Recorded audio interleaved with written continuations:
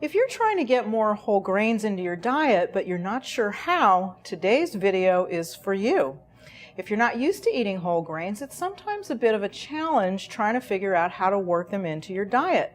Switching from white bread to whole wheat or from white rice to brown is pretty easy, but beyond that, many people seem a little baffled by whole grains. And even though you can just cook them up and serve them as a side dish, they're a little more interesting when you turn them into something more, like a salad. There are a couple of good reasons to try a grain salad. For one thing, if you're cooking up some whole grains for dinner, you can easily cook up extra, pop it in the refrigerator to cool, and you've got the start of a quick and hearty salad the next day. The other thing is that although whole grains are healthy, the calories can add up pretty quickly if you eat them on their own. But if you mix your grains with a lot of low-calorie veggies, it's not only healthier and tastier, the calories per serving can go down dramatically too. Here's how to do it. You might want to pick a grain you haven't had before and cook up a batch. Here I've got some unusual ones. There's quinoa, which is technically a seed, and buckwheat, which is also a seed, and despite its name, isn't related to wheat. And I've also got wild rice, which is a grain. And by the way, they're all gluten-free. What you add to your grain salad is really up to your imagination. I like to add a variety of colors and flavors to mine. For my wild rice salad, I'm going to add in some tomatoes.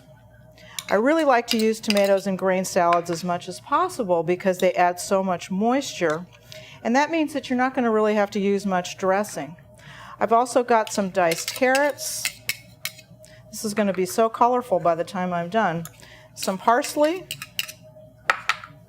some cucumber,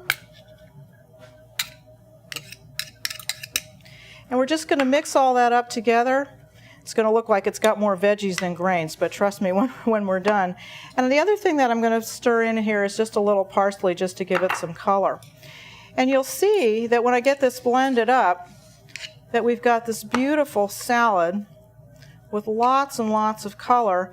And the other thing is that what the vegetables now are doing is that they're really moistening up the grain in my salad. So pretty much it's done. I mean, we'll want to add a little bit of flavor to it. And what I like to add is just a tiny bit of olive oil, a little bit of lemon, again my fresh pepper, and just a smidge of salt. You really don't need to add much, again, because the vegetables are going to flavor up this salad. And this is just delicious and pretty to look at. And there you go. You can get more assertive with your flavors if you want to. You can add stronger herbs like basil or cilantro.